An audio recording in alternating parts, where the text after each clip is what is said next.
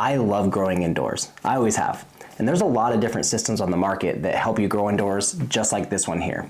So today we're gonna be talking about this one, and honestly, this really surprised me because it's nothing close to what I expected. I'll get more into that later. Today we're talking about the Click and Grow Smart Garden, specifically the Click and Grow Smart Garden 3, but realistically they're all going to be pretty similar to this, just a little bit bigger. I've had this unit here for a few months now, but I didn't want to do this video until I had a clear understanding of how this works and how well it grows some food. The packaging on this is actually really nice. It's got this really sturdy, kind of heavy duty cardboard, and then on the outside of it, it's got this really nice sleeve that is kind of nice and sleek. It shows some pictures of the unit, and it also talks a little bit about what the company is all about. As soon as you get the box open, you're going to notice another little box that's sitting in the top.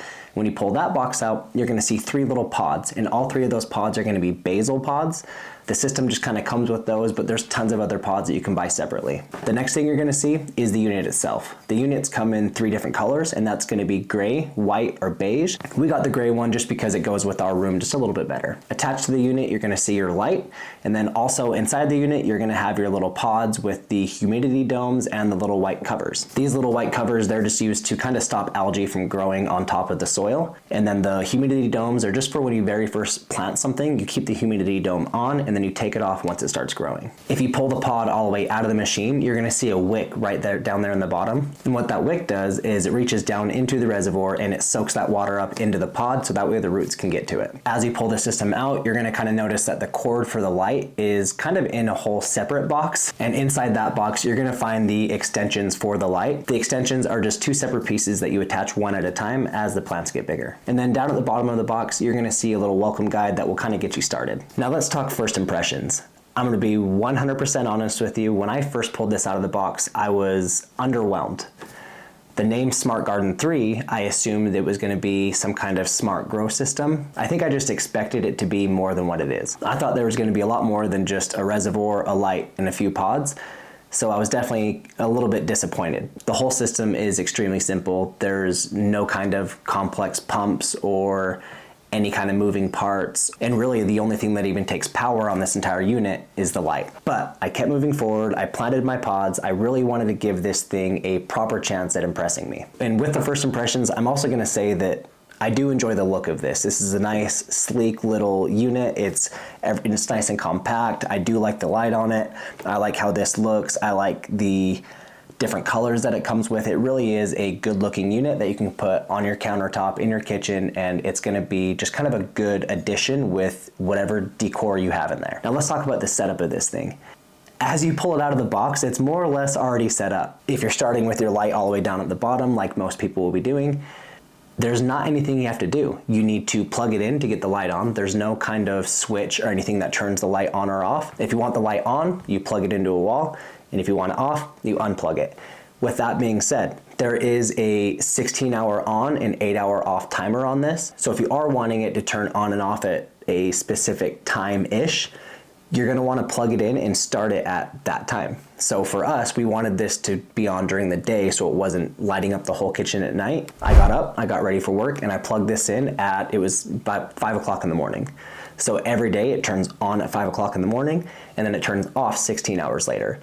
You are not able to control how long that light turns on. It is just a set 16 hours on, 8 hours off. When you're first getting ready to plant this, there's a few things you need to be aware of so that way you fully understand how this system works. This is completely different than any kind of aero garden or anything like that where you have to add the nutrients in. The way this works is it comes with these little pods, and these pods are some kind of special soil that they put together. They also put the fertilizer in here as well as the seed.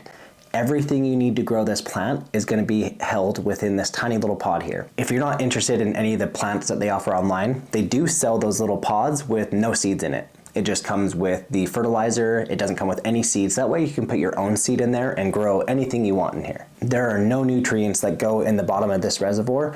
All you put in here is water. All we've done is we've just been using tap water, and tap water has worked perfectly fine for us. We've had no issues at all. When you're getting ready to plant this, what you're going to want to do is pull the little pods out of your unit. The little white pods, they're plastic. Pull those pods out, and then you can take your little plant pods with the soil and put it into the little plastic pods.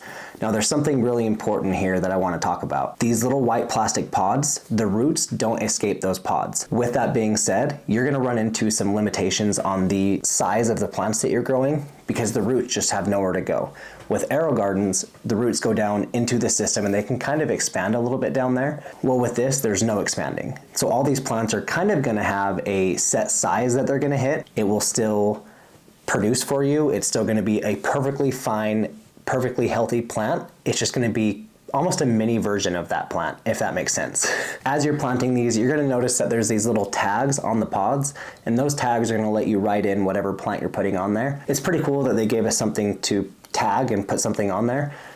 But what I don't like about it is it's almost a one-time use. If you use a permanent marker and write on there, you're not gonna be getting that permanent marker off. And if you use a washable marker, it's not gonna stay on there while the plant's growing. So what I did to fix this issue is I just took some clear tape and I wrapped that tape around the little tag, and then I wrote on top of that tape. So now when I get some different pods, I can take that tape off and then put some new tape on and rewrite what my tag is gonna be. That's kind of the option that I found to reuse these. Otherwise, it would be kind of difficult to get that permanent marker off. Once you have your tag done and you know what plant you're putting where, go ahead and fill your pods with your plant pods, put them in there, and then put them back into the unit. As you push them in, there's almost gonna be like an audible click, and I think that's where the name Click and Grow comes from. As you push it down, it's gonna snap in, and you're gonna hear that. Once it's snapped in, go ahead and take your algae cover, which is the white little cover with a little notch out of it. Go ahead and snap your algae cover in on top of that. And then once you're done with that, go ahead and put your humidity dome on top of your pod. What this is gonna do is it's gonna keep that humidity in and kind of keep the soil at a constant moistness. It's gonna keep the soil constant, and it's gonna kind of regulate the temperature, the humidity, everything in there. It's gonna give that seed the best environment possible to start growing. After you have all your plant pods in the unit, go ahead and start filling it with water. As you fill it up, there's gonna be this little float that slowly goes higher and higher. And once your water is completely full, this float is gonna be level with the top of your unit. On the other side of that, as you're growing, you can kind of keep an eye on this float, and if that float starts to dip down, add some more water in it right there, and it's gonna kind of tell you when it needs water and when it doesn't. Let's talk about the growth of the plants after you plant them. This is where I truly, honestly started to enjoy this thing. Up until this point, I was unimpressed, but I will say that growing in it and actually growing these plants is completely different. By day 3 of planting, I had my basil sprouting, and by day 4, I had the thyme sprouted. On the 5th day, I took off the humidity domes, and I didn't see any kind of issues whatsoever after pulling those domes off. There's been times in the past, I've grown a lot of peppers and stuff like that indoors. There's been times that I pull off those humidity domes and the plants really suffer from it. Not the case with these. They did totally fine. After that, the plants grew actually relatively quickly. I was pretty surprised with how quickly they were growing. I would come home from work every single day and just get excited to come over and see them because I'm a child and that's what I do when I grow indoors. I came home from work every day to check them out, and sure enough, every day I could visually see the growth just in the last 24 hours. I honestly found myself feeling like I needed to check the nutrients or add nutrients or something like that. And it was weird because that's always how I've grown indoors. It's always been hydroponic, but this isn't a hydroponic system. So it was kind of weird at first, just not having to do anything.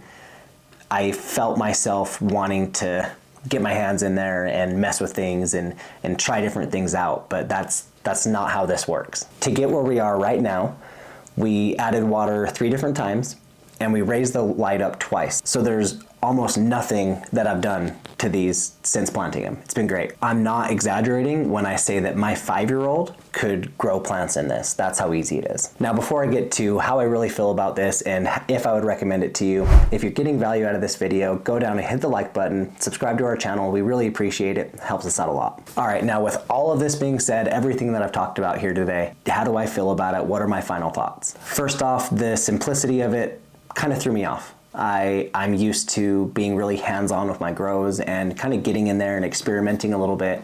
So that was kind of weird for me to get used to. I do like the price point of the pods that go in here.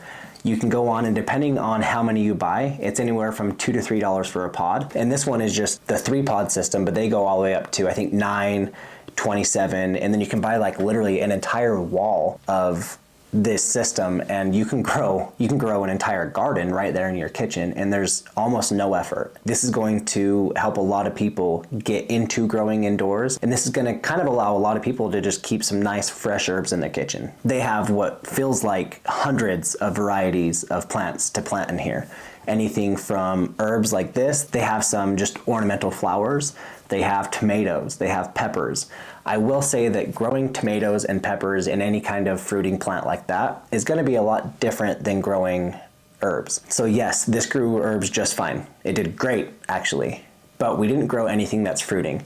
There is a good video from Pepper Geek, and they actually grew some peppers in theirs and had really good success with it. I'm gonna leave a link in the description for that video. They did a great job on it, so go check that one out. I'm gonna have this with lunch.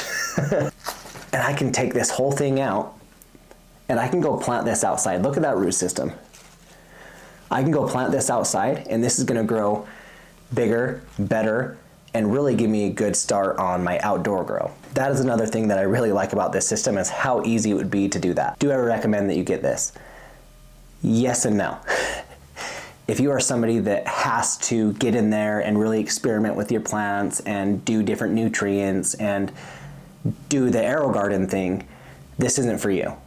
This is not an AeroGarden. This is nothing close to an AeroGarden. This is a completely different system than what an AeroGarden is. But on the other hand, if you are somebody that is okay with just setting this in the kitchen and it growing on its own, this is absolutely something that I would recommend. This is a perfect way to get fresh herbs in the kitchen, to get fresh fruits, vegetables in the kitchen with almost no effort. And with all the different systems and with all the different things that they offer, you can really just have an entire wall in your kitchen dedicated to growing different herbs and fruits and veggies and everything that you want. So if a click and grow is something you are interested in, there's gonna be a link down in the description below. So if you click that, it will take you to their website. And on top of that, you can use code WHITEPEPPER10. That will also be down in the description below, and that's gonna give you 10% off. And if you did enjoy this video today, go ahead and check out this video right here. This is gonna be a video that YouTube thinks you're gonna enjoy, and I think you will too. So head over, check out this video, and I'll see you there.